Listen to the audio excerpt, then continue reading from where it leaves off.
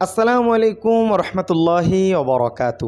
দেশ এবং দেশের বাহিরে যে যেখান থেকে আজকের এই গুরুত্বপূর্ণ প্রতিবেদনে ক্লিক করছেন সকলকে জানাচ্ছি আন্তরিক শুভেচ্ছা এবং অভিনন্দন। ঈদ মোবারক। কেমন আছেন সবাই?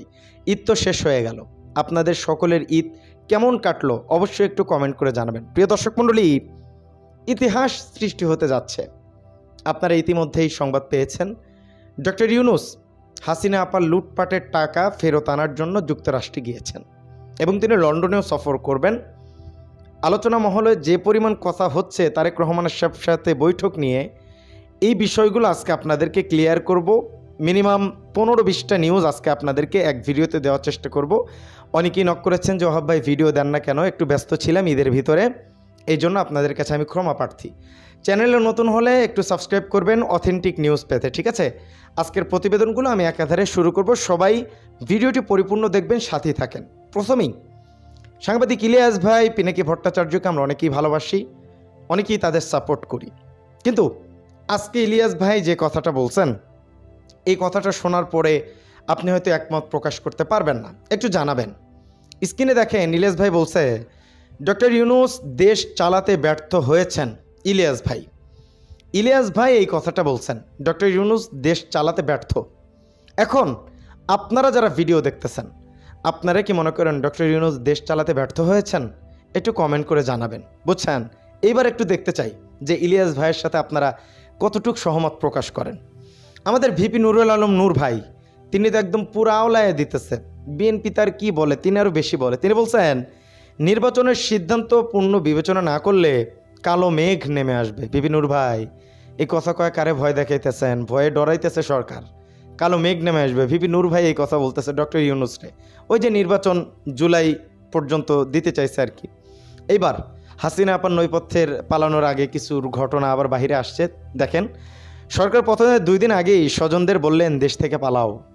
তিনি বুঝতে পারতেছিলেন যে আমার বিদায় ঘন্টা বেজে গেছে, আমার পরিবারের লোকদেরকে আমাদের আগে বিদায় করতে হবে। চিন্তা করেন, ভারত পাকিস্তানের যে যুদ্ধবিরতি হয়েছিল আপনারা জানেন, আবার নতুন করে সেটা আলোচনায় আসতেছে। ভারতের পররাষ্ট্রমন্ত্রী এম জয়শঙ্কর তিনি বলছেন প্রয়োজনে পাকিস্তানের ভিতরে ঢুকে হামলা চালাবে ভারত। চিন্তা করেন, এত পিটানি খাওয়ার পরও এদের কথাবার্তা কমে নাই, কিন্তু পাকিস্তানের প্রধানমন্ত্রী বলছেন প্রতিরক্ষা খাতে 20% বরাদ্দ বাড়ানোর সিদ্ধান্ত পাকিস্তানের।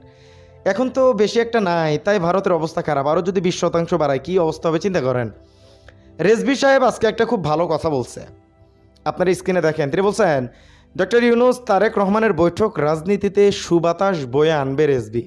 আমরাও আশা করছি ডক্টর ইউনূসের সাথে তারেক রহমান সাহেবের সাথে যে একটা বৈঠক হবে, এটা বাংলাদেশের নির্বাচন, বাংলাদেশের আগামীর প্রেক্ষাপট, রাজনৈতিক মহলের অনেক কিছু চেঞ্জ করবে, আমরা এই আশা করতেছি।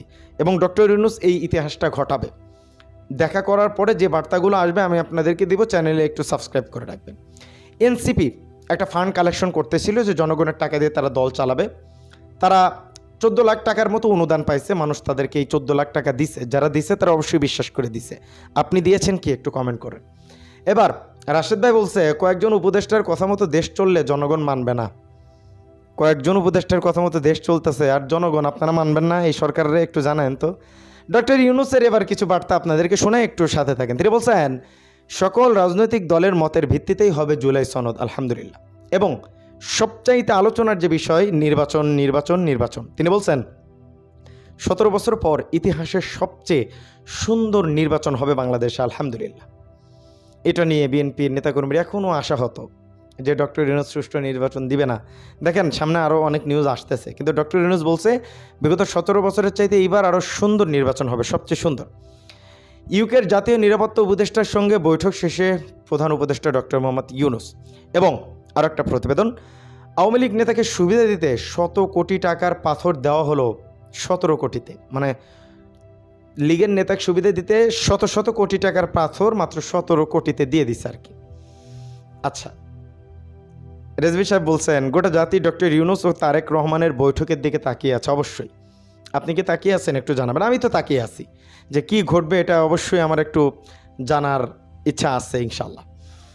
তারেক রহমান সাহেবকে নিয়ে আমাদের অনিক হাসান, বিএনপির একজন ত্যাগী কর্মী, তিনি একটা পোস্ট করছেন। আমি আপনাদেরকে এর আগে একটা বিষয় জিজ্ঞেস করছিলাম যে ভাইজান আপনাদের ওইদিকে বিএনপির যে পদগুলো বন্টন হয়েছে এটা কি সুষ্ঠুভাবে বন্টন হয়েছে? ত্যাগী নেতারা কি ঠিকমতো গ্রহণযোগ্যতা পেয়েছে? একটু জানায়েন তো। দেখেন আমাদের অনেক ভাই তিনি যে পোস্টটা করছেন লিখছেন 5 তারিখের পরে ত্যাগী শব্দ বলতে কিছু নেই, কারণ তারেক জিয়া বলছিলেন দলের কোনো ক্ষতি হলে কষ্টটা আগে ত্যাগীরাই পাবে, সুবিধাবাদীরা নয়। কিন্তু এখন সুবিধাবাদীরা সেটা ভোগ করছে। আচ্ছা, দফা 5 তারেক রহমান সাহেব, প্রধানমন্ত্রীর দায়িত্ব পালনের সময়সীমা নির্ধারণ। এক নাগারে দীর্ঘদিন ক্ষমতাসীন থাকার সুযোগ, সম্ভাব্য স্বেচ্ছাচারিতা ও অন্যান্য বিরূপ প্রভাব নিরসনের লক্ষ্যে প্রধানমন্ত্রী পদে কেউ পরপর 2 বারের বেশি দায়িত্ব পালন করতে পারবে না। খুব ভালো একটা কথা বলছেন। এবং মির্জা ফখরুল ইসলাম আলমগীর যে কথাটা বলছেন, রাজনৈতিক দল, ব্যক্তিগত সংগঠন, এমনকি সোশ্যাল মিডিয়ার অ্যাক্টিভিটিসদের অনুরোধ জানাবো জাতিকে বিভক্ত করার চেষ্টা করবেন না। সোশ্যাল অ্যাক্টিভিটিস বলতে পিনাকি, ইলিয়াস এদেরকেই তো। গঠনমূলক সমালোচনার মাধ্যমে আমরা একটি উন্নত ও সমৃদ্ধ সমাজ গড়ে তুলতে পারি।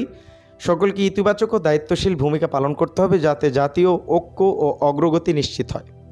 খুব একটা ভালো কথা বলছে মাশাআল্লাহ, অনেক ভালো কথা। তারেক রহমান সাহেব বলছেন আমাদের সামনে এখন একটি লক্ষ্য এবং উদ্দেশ্য, বাংলাদেশকে পুনর্গঠন করা, বাংলাদেশের মানুষের ভাগ্য পরিবর্তন করা। এখন তারেক রহমান সাহেব যে এই কথা বলতেছে, আপনাদের কাছে কতটুক তিনি আশা পান যে তিনি দেশের অগ্রগতি করবেন, দেশের জন্য ভালো করবেন, একটু জানাবেন ইনশাআল্লাহ।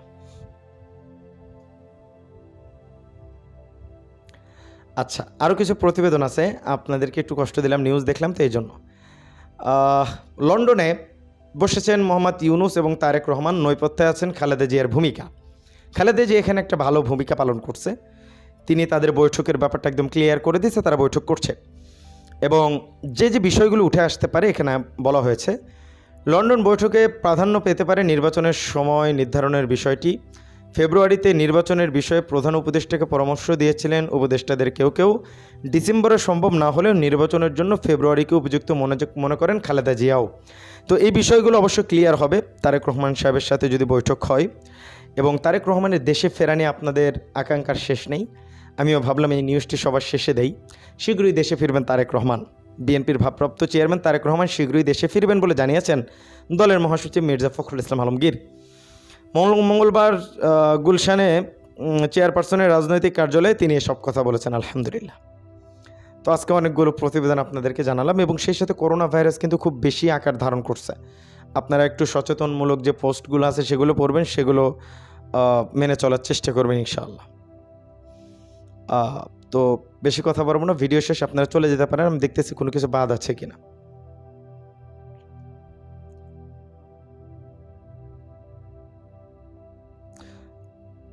আচ্ছা, আপনারা সকলেই ভালো থাকবেন, সুস্থ থাকবেন। সত্য নিয়ে কাজ করি, সবসময় সত্য বলার চেষ্টা করব। আপনারা পাশে থাকলে অবশ্যই ভালো কিছু করব। ভালো থাকবেন, সুস্থ থাকবেন। আসসালামু আলাইকুম ওয়া রাহমাতুল্লাহি ওয়া বারাকাতুহু।